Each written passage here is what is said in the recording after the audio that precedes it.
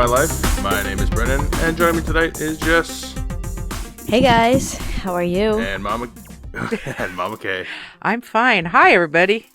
And tonight we're doing Blonde, the new Netflix behemoth, the 3-hour Blonde about Marilyn Monroe's life. Well, not exactly. It's based on a book called Blonde by Joyce Carol Oates, a best-selling novel, and it's a kind of a fictionalized version of Marilyn Monroe's life. So not as literal as some of the other biopics we've been doing, a little more fanciful.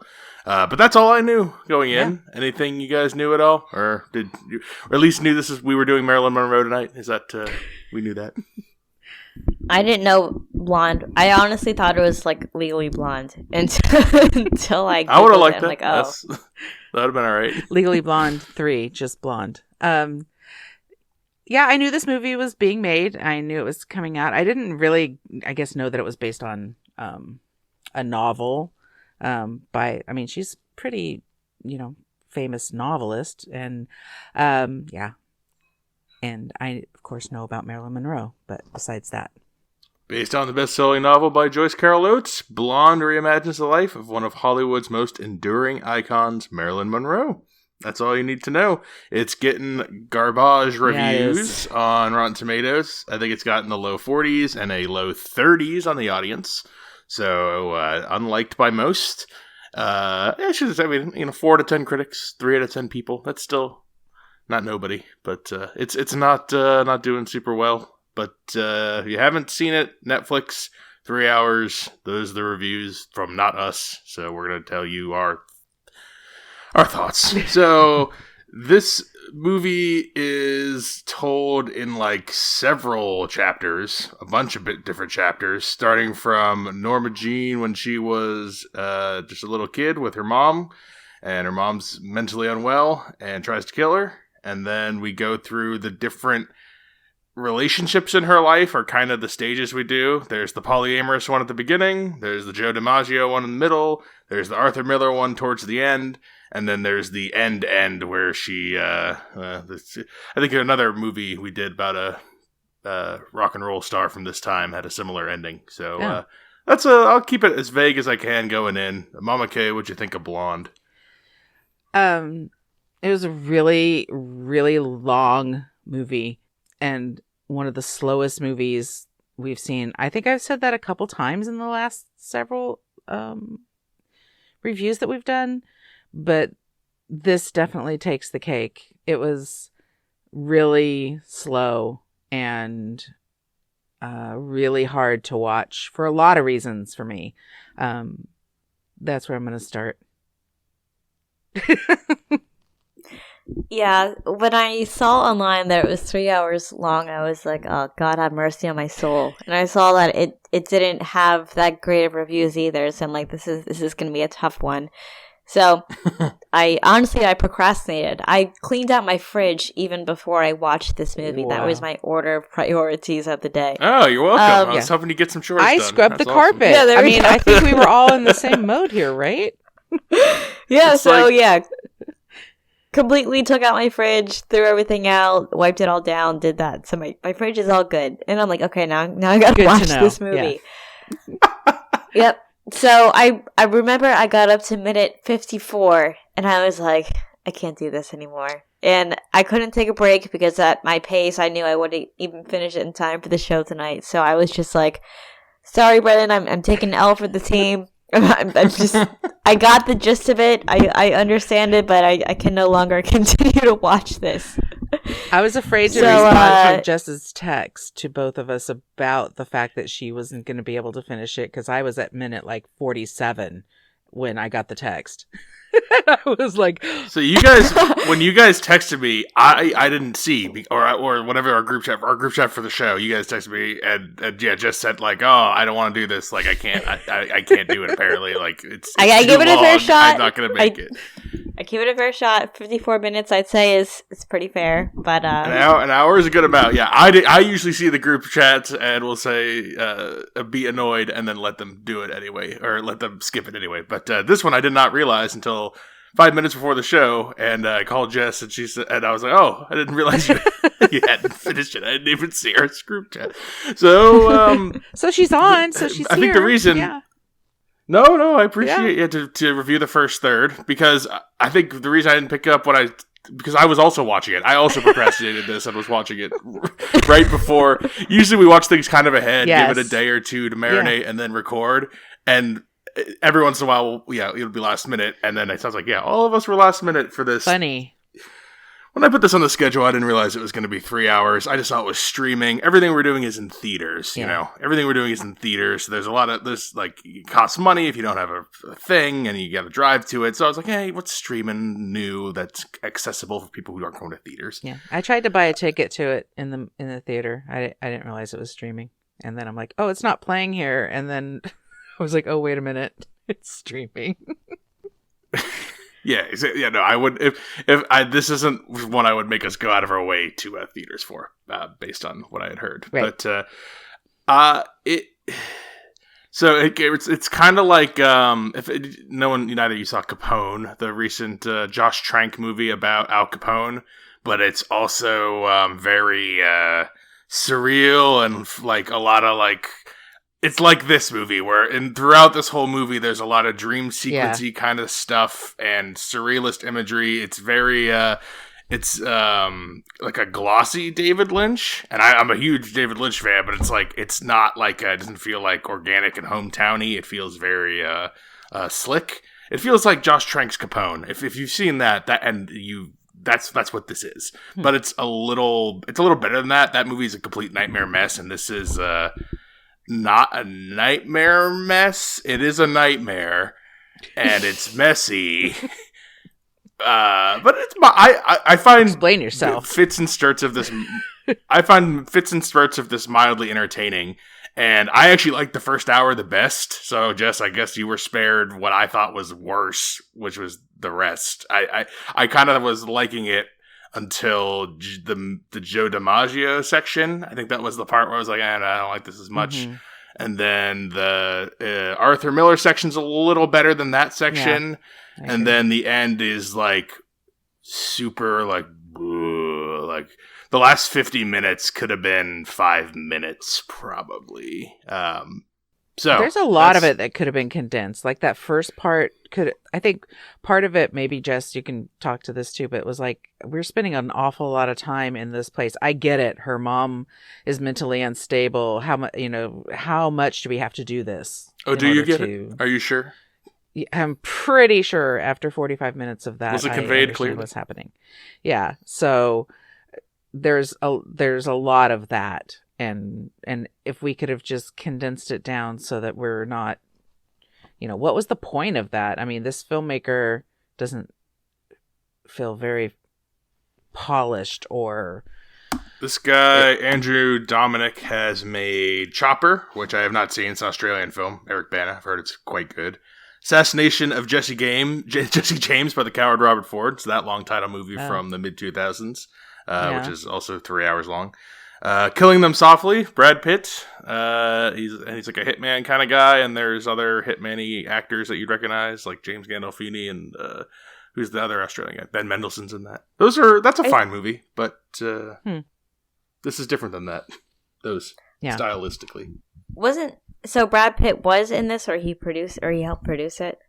He helped produce it. Him and the director have known each other for a good amount of time. He's been the director, Andrew Dominic, who like rewrote or did like the screenplay based on the book. He's been trying to get this movie going for like a decade, and at times there was Jessica Chastain attached, and I think Naomi Watts was attached at one point. So this is I could see Jessica Chastain being a solid Marilyn Monroe. I think so too. But I mean, I actually really, really like this actress a lot. I think she did an exceptional job. I haven't heard of her before, but I think she played Marilyn really well. Yeah, Ana de Armas is people will know from Knives Out. She's kind of the lead of Knives Out, really, even though it's an ensemble. Yes. And Bond she's girl. She's a Bond girl. She's in No Time to Die. Dana Craig. There you go. Plays off well. And then that was part of off controversy that no one cares about, is that she was her what is it?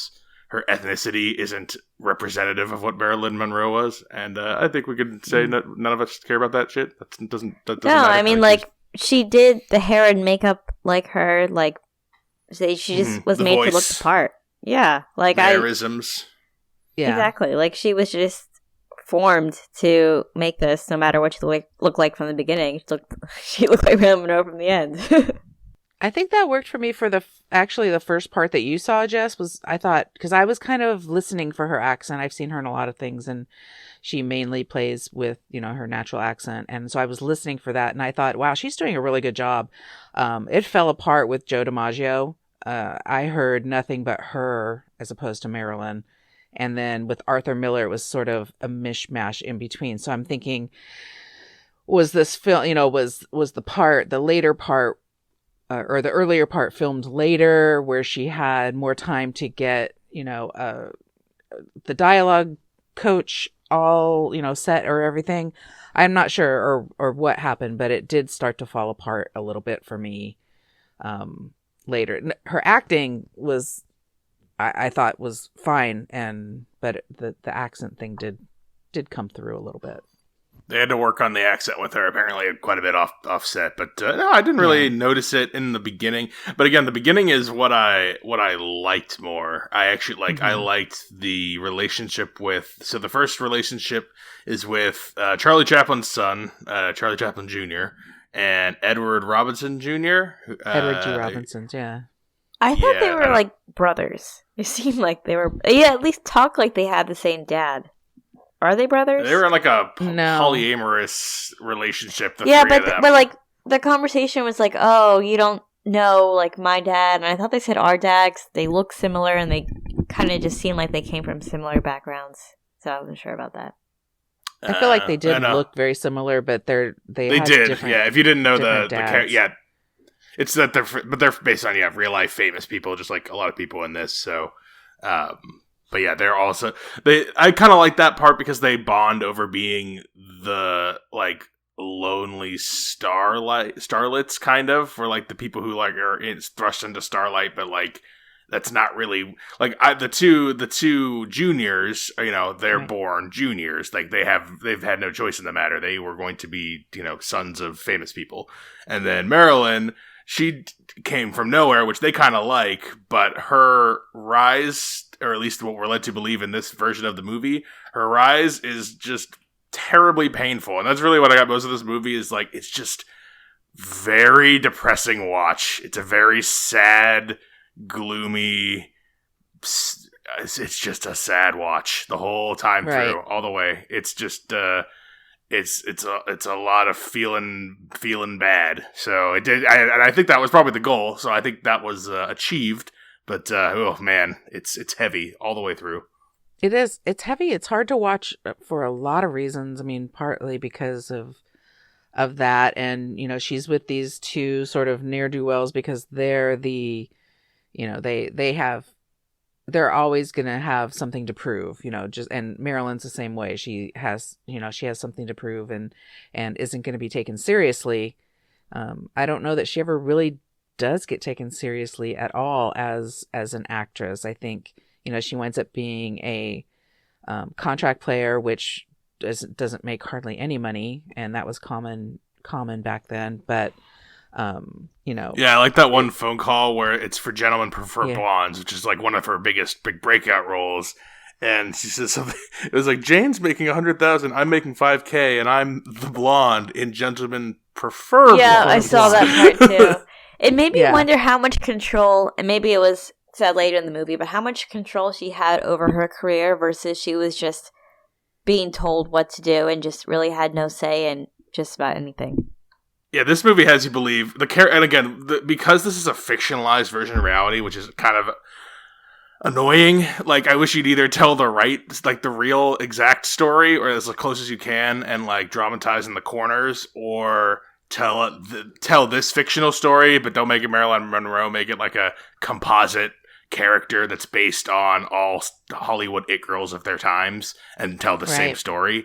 Because now we have all these real people, and this is like a kind of real thing on some of their things, but a bunch of the stuff never really happened, nor does the source material claim it did. So it's like, I'm not saying this really happened. I'm like, okay, but that makes it not. But you can also see it all happening, even though maybe there's no There's no details behind it, or there's no actual truth, that people can read behind it. You can see all of these things happening to someone like her at during this time, because she was born back in the 30s or whatever, so it's like, yeah, but it was another they had no provenance, they had nothing, so there's another sad moment too, where like she's getting all of her, she's like the women who like dress her, like the dressing room people, like hair and makeup people design, and they're getting her stuff together, and she thinks of Marilyn Monroe as like a character. That's a big thing in this, is that she's kind of always playing a character all the time, whereas other people are themselves in their career. She plays this character, and in her home world, she doesn't want to be called Marilyn. She wants to be called Norma, because that's who she thinks of herself as. One of them says they like, oh, you're Marilyn Monroe. Everyone would give an arm, everyone would give an arm and a leg to be you, or whatever they said. And then we've just seen her be her horrible, like she just has a horrible string of things happen to her on the way up. And then she's like, oh yeah, everyone want to be me, I know. And like, I'm like, oh, that's so sad. Like all these people who, and even like today's celebrity, all the people who want to be celebrity people, and like so many of them are so not happy themselves. It's a very, oh yeah, I bet that's a sad state. Theme. Like that's why so many celebrities overdose or whatever, just because you get it all. The fame gets to you, and there's no privacy, and you don't even know who you are. Right. Yeah, did that work for you? Okay, because you the truth about anything. So. Okay, so you are a little bit sympathetic here, because typically, as I've known you, you are unsympathetic to I'll say anyone who's rich and successful and famous, because you're like, how can your life be hard? You're rich, successful, famous. You tend to lean in that camp as long as I've known you. Are you talking to Jess? I'm talking to you. I'm talking. Oh. No, not Jess. Jess. I both Jess took that personally. No. Oh, even think back to the what's that stupid thing you had as well? Okay, the Meghan and Harry interview, and out of all of us, who had the most sympathy for Meghan? It was Jess, and who had the least? I think I would say it was Mama K. Yeah. Yes, I understand what you're saying, but there is. You get what I'm saying? I'm not saying that Meghan's Marilyn. I'm saying it's rich successful people can be sad too. Hey, I watched that Kardashian episode, and I almost cried for Khloe, so she is... There you go. See? I don't know what you're talking about, but I'm sure that's emotional. I'm sure it was, but I'm sure all of the cookies in their kitchen that they never eat were put very perfectly in the jars, and, yeah. So, I think there's a thing about fame. It's different than being wealthy. Being wealthy, you can be wealthy and be anonymous, and it's the fame piece of it that is really tricky for people, and it's probably what actually trips people up more than the money piece of it. So yeah, and I would think at this point in time, being famous was new, just because TV was kind of new, so no one really knew. Being this famous was new, yeah. So no one really. It's not like she could understand someone else's perspective or see it somewhere else to know what they're going through to be like, maybe this is not the career I want to do. But she just kind of gotten roped into it, and I think it all happened very fast for her. Yeah. The piece that's glazed over that makes it hard to sort of follow is, we see her at 7 and everything that happens to her, she winds up in the orphanage. Then all of a sudden she's in, Zucker's office being sexually assaulted, and, like, how did we kind of get there? Yeah, for a movie that's so freaking long, they didn't add some of the important parts. They skipped the whole 13 years. Yeah, she jumped from being like 5 years old to like her late 20s or however old she was. She was in her early 20s then, but yeah. But Arthur Miller asks her, in the movie, how did you get here or whatever? And we're supposed to know that because we've been watching the movie, but I really feel that there's a piece missing about, how did she really get there? The choice in storytelling. This is a 2 hour and 40-minute movie, which is a bold choice for something that's going on streaming service. And if you have 2 hours and 40 minutes of content, 166 minutes, the latest thing to do is to chop that up into a 6-part miniseries and call it the same thing, and just do that, and just change a few editing and musical cues and add some credits in between, different 30-minute marks. You don't even have to be exact. You can make one episode 20 minutes, 140. It doesn't matter anymore. It's Pam and Tommy if you do that. Yeah. So do you think? But people tend to like those more. Do you? I like in general. Like I don't, but I'm in the minority. I recognize that. So do you think people would have liked this more if this was chopped up into bite-sized episodes and had credits and previously ons in between to make people be able to digest it better? Would that help? I think yes, and part of me is thinking like they added that polyamorous part in the beginning because it was spicy and they needed you to catch on to the movie and just continue watching it. I feel like that was almost like clickbait for people.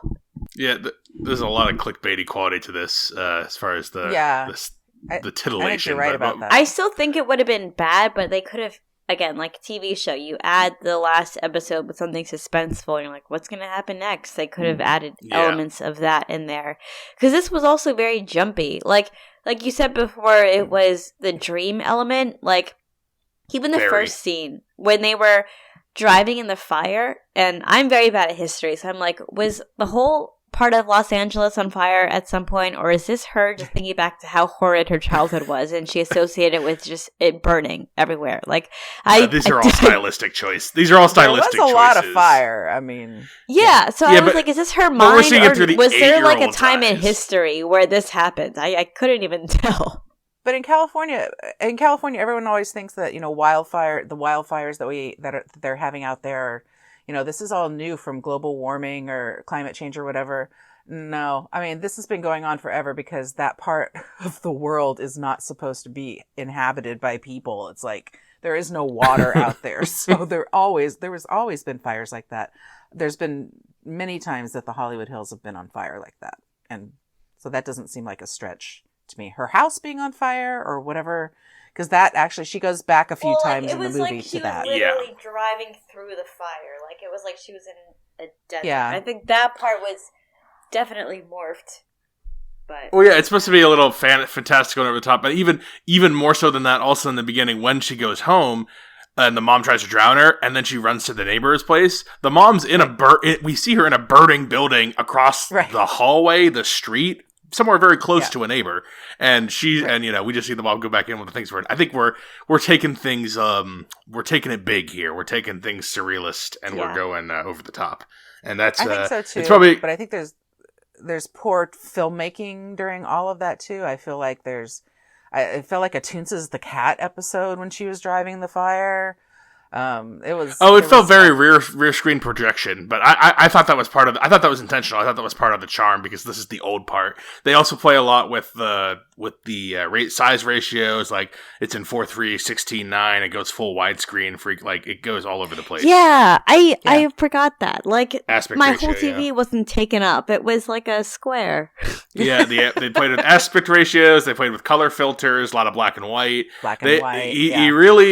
He really threw, and there are like shots and like sequences that I enjoy because he throws a lot. He throws a lot at the wall, and some of it's bound to stick. The problem is it's what's another good comp? David Lynch's Inland Empire, another 3-hour experimental film type of movie where like there's a couple sections in that where I was like, oh yeah, I love this. Like this is really working. And then hours of like, oh, this is unbearable. And that's kind of what this is, where it's like there's a couple there's at one point when she starts to get addicted to barbiturates towards the end, and there's the screening of Some Like It Hot. And they're in the theater and it's like fast forwarding and it's all like staticky and weird, and then the movie just ends with the end kind of thing. And like there's some stuff in like those parts, like there's like good 90-second to 3-minute sequences that happen that are kind of like that stuff's good. I like that, and it brings me in, and that's good like filmmaking stuff. But the whole thing is not cohesive, and it feels more like a bunch of little experimental pieces rather than super choppy. Yeah. Also, I'm a big what is going on in the background sound wise. There's nothing in this with the side people playing Fertilise over and over again. There's nothing going on here, and that's another thing where I'm like, thank God I didn't have to go to the movie theater to see this because I would not be able to stay awake for what's happening here. Yeah, it's part of the reason we did this, so we wouldn't have to go to the theater for one, and it looks like it's backfired horribly. We'll just stay in the theater like we're meant to. Yeah, there was no background noise. There was nothing. But so like we talked about the titillation at one point. This is the first NC-17 streaming movie. So that's okay. Breaking new ground there. So yeah, there's a lot of just like harsh nudery scenery. Like just like there's the sexy stuff, but then there's also abortions, several abortions. There is also rape, more than one rape. So it goes hard in the paint when it comes to like just pushing the buttons.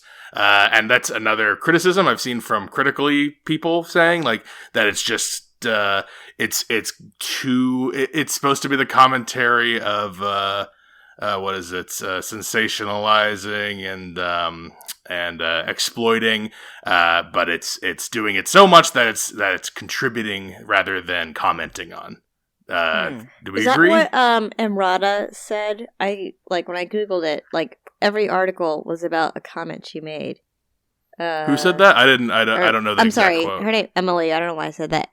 Emily Rada. Yes. Oh, everything. When I looked that up, yep, she said she accuses Marilyn Monroe film Blonde of fetishing female pain. Okay. Yeah. I've heard that critique before from other. I didn't nail the names, but do we agree or disagree? I see where it's coming from. That's not the problem I have with the movie. I don't think that makes it better or worse. But what do you guys think? Okay, hesitating. I don't know if it's. I think fetish probably is the wrong word. Mm-hmm. Okay. But I can see it.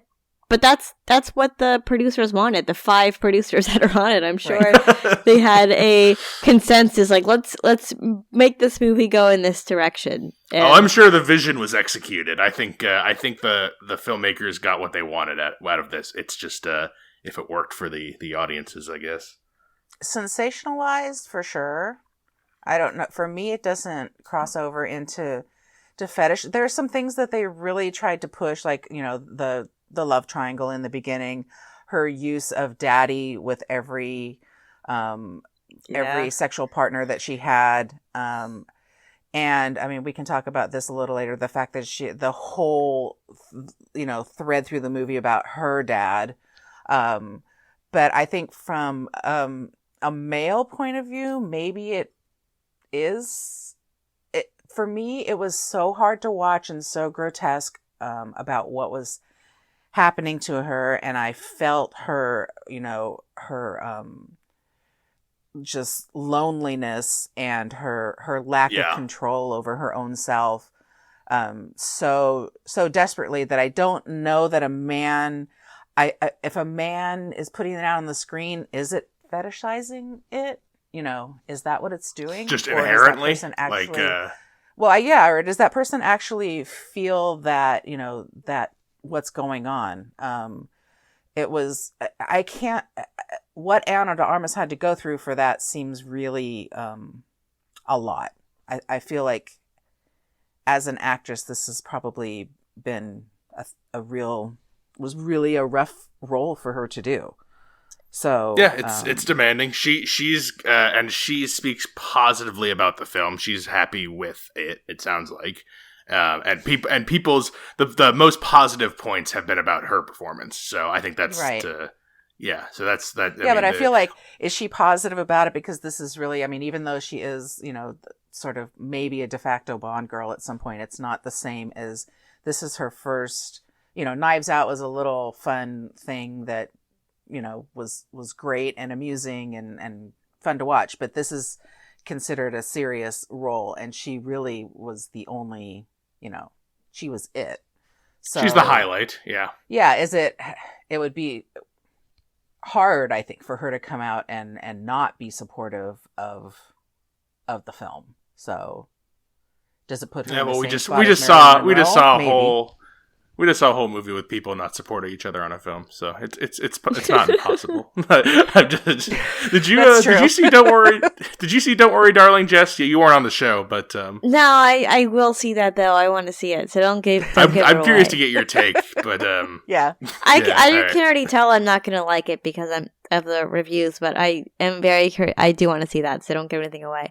But not to compare experiences to experiences, but watching the Aretha Franklin movie, she also had a terrible upbringing and basically a terrible rest of her life. But that was, I'm not going to say easier to watch, it was also hard. But this one was just, Marilyn just seemed so helpless. And at least Aretha Franklin, you saw like her as a person and her going through it. And this is like, I think, too artsy to even... Yeah. It's like she's acting through it. And then one of the things that really annoys me about this movie is I understand back in the 30s or whatever, the actresses spoke in a very theatrical voice, but Marilyn, she speaks like that the entire movie, like even to her friends or even to anyone, like she just is always talking like she's acting. And then she gets mad that she can't differentiate Norma Jean versus Marilyn Monroe, but it seems like her whole life is an act just based off of how she comes across. Is it like the Britney Spears voice where like she has that like this kind of like upper fried voice and then but you hear no, definitely not Britney Spears. It's just like I'm trying to find how a modern the comparison. Actresses talked in the early, like Dorothy from... the Mid-Atlantic accent, or the not Mid-Atlantic. Is that what it was called? I don't know how to describe it. Maybe Mama K knows what I'm trying to say, but it's like I get that women talk like that on TV, but she talked like that even off camera. But you don't know that she did. I mean, we assume that she did, but anytime that she's on camera, she's Marilyn. So, you know. Yeah, but in this movie, as Norma Jean, but in this movie, definitely. That's what I'm saying. In this movie, when she's talking to the two guys at the beginning, Cass and Eddie, she's talking like Marilyn Monroe talks, how we know Marilyn Monroe talks. Right. So, but I think she had to because nobody knows in otherwise, you know. Well, I mean, I'm sure. Like even in her day to day, it seemed like she's just always acting. Right. Well, but that would feed into what, I mean, that's what she says about herself, is that she feels like she's always pretending to be a person. She doesn't feel like she's ever really herself, but I don't know. Right. And also maybe her voice is just that inflection or that longing sound, like that might just be, that's how she talked. I have no idea if that's how she talked in her day to day, but. Yeah, it can easily be that she just, that she lost herself completely. Like she was just, and the voice is one of the things that just never left her. That was now her. That was now part of her, whether that was really Norma Jean or not. You know, that's... Yeah, but the way that the movie's constructed, it's like you don't even know much about the character. Like, you're just watching her. It's not even like some movies you're like, oh, I felt how she felt that, or I know what she's thinking, or I know what she would do next. This one is just more flowy. So... Right. And that's what makes it, like, the sensationalist part of it is that you feel voyeuristic in it too. And is that another fetish that they're trying to fulfill, is that the person who's watching it is also a voyeur? Like, that's, you know, we shouldn't be watching this. We shouldn't be seeing the stuff in behind the scenes, or, you know, whatever Marilyn was like when she was Norma Jean. It felt icky to be knowing these things. When they did some of that with the filmmaking, like when the JFK scene, we see like low angles and through blinds, and the one where Joe DiMaggio is coming home to beat the shit out of her, we see him like running up the stairs, and it's like kind of close camera and like shaky cam, like. I like the filmmaking, a lot of the filmmaking choices on an individual scene-by-scene basis. As a whole movie constructed together, it doesn't work as a narrative piece, and it's not quite, like, groundbreaking or amazing enough to be, like, a surrealist masterpiece. Like, it's not like a perfect that kind of movie. And it's a mess. People go in expecting a narrative. People are used to Rocketman and Aretha, the Respect, and all these traditional biopics. So you go in with Josh Chink's Capone style, and it's very jarring and weird. And while I like a lot of the weird choices, doesn't make for a cohesive movie for the kind of story that I think this. I know, it's almost like Marilyn Monroe got the short stick. Like, when you watch Aretha Franklin, she had terrible upbringing, but you learned a lot about her, and you, like, play on play, respected her even more. Right. Just like the film said.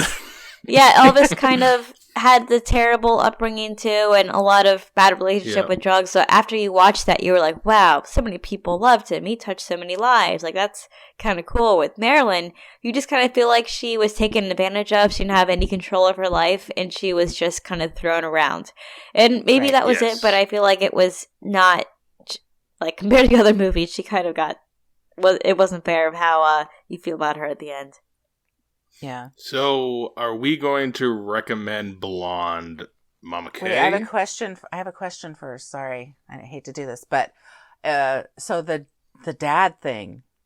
So what happened? Oh, we didn't say anything about the dad thing. Oh, she's long for her dad. I'm curious what's going to happen. Daddy. Yeah, so like last I saw, she was just trying to find her dad. Or she was like, "Oh, I work at the studio he does. I've been looking at old pictures to see if I can find any evidence of him." And and then obviously she tries to find her dad and everyone else. So she starts to get letters from her dad. And he starts to have this commentary of what's going on in her life, particularly when she either has an abortion or loses a baby. He seems to be very judgmental about these things. And he's like, I would really love to see you, but I'm very ill, and I hope to see you soon, honey. And we find out at the end that I knew it wasn't going to be her dad. That was not I was thinking it was going to be some weird stalker fan. But we find out at the end that it's one of the guys that are in that trio, that Gemini trio in the beginning that is doing this to her. I think it's Eddie. In a so meanful, spiteful way, and we're led to believe that that's why she actually overdosed. So that's part of what sucks about like the whole narrative, and like if that kind of stuff were true, I would like that would be such an interesting tragic thing. And as a character, like if this wasn't Marilyn Monroe, but this was a fictionalized A Star Is Born kind of thing, that I would really like that. These are like real people, and like, oh, did he really pretend to be the father so that he could get back the two guys at the beginning who like Joe DiMaggio just seems like a prick, and you get Arthur Miller like is very into himself like any writer would be, but the two guys at the beginning you at least felt you wanted to believe, you wanted to be like, yeah, they really do have a genuine kinship with her, and they're not just using her like all the other guys in the movie. They really do, and then no, that's not the case. Very sad. I didn't have to know that. That's more twisted. Oh, Jess, I usually upset when you bail out of a movie, but you would have only hated it more if you kept watching it. Yeah, you really would have. I think and you've brought good points here as we have all. Yeah. So are we going to recommend Blonde? If I was one more thing, if I was Marilyn Monroe's family watching this, and who knows, maybe I am because Monroe is my name. I would be sad. Yeah, I would be just upset with how they made her look. And if this is what all these big names like Brad Pitt or whatever produced about her, I would not be rid of it. Yeah. All right. I agree. Well then, how about now? Are we recommending it now? Yeah. Okay. I'm not recommending this movie. I can't. Jess? I couldn't even recommend it to myself. So can't recommend it to somebody else. I will say for the official tally, I don't know if just as I can really count because even though you did bring some good points here, you did not complete the film, but that doesn't matter anyway because I also don't recommend. So it's 3 not recommends. If it had kept up the pace or like the semblance of a structure that the first 45 minutes to 50 minutes, like honestly, the part where you quit, Jess, after the first abortion, I would call that the high. I would call that like, all right, this is interestingly shot. It's got weird perspectives. I'm curious where this goes. I like the styles. And then the Joe DiMaggio scene happens, and it kind of deflates the room of all the energy, and then it never recovers. And it becomes weirder and badder as it goes. So, there you go. No recommends from us here for Blonde. Coming up, back to the theaters to look for more... Not this. We got Bros. I'm excited to see Bros, the Billy Eichner film. It looks quite fun. We've got Amsterdam. It's a David R. Russell movie. I've seen the reviews on that, so... Yeah, why are we doing... it? Is Jess doing... not Jess. Is Nicole doing that one? Because I would think that she would want David O. Russell canceled, so, you know. Why? Oh, no, I don't... Why did I ask? No, I don't... We'll get to that later. Okay. Yeah, I don't know what David O. Russell did, so we'll have to wait till later. Okay. Tar, Till, other things. Films with the Women in My Life on Facebook. Reach out to me on Instagram. I'm Brennan_podhost. And you can email the show, filmswiththewomen@gmail.com. Thank you guys for being on for Blonde. Thank you. Till next time, this is Brennan signing off, saying thanks for listening and enjoy your movies. Thanks for listening to Films with the Women in My Life. If you enjoyed being a listener in our life, please rate and subscribe on Apple Podcasts or on your favorite podcast app. Keep up with the latest from the show on Instagram at Brennan_podhost, on Facebook at Films with the Women in My Life, and on Twitter at FilmsWomenPod. Finally, you can email the show with questions and suggestions at filmswiththewomen@gmail.com. Original music for the show was created by Ian Burke and Chris Iwanek. Original artwork created by Nicole D'Alessio. This show is produced by Brennan Snyder. Thank you again for listening and enjoy your movies.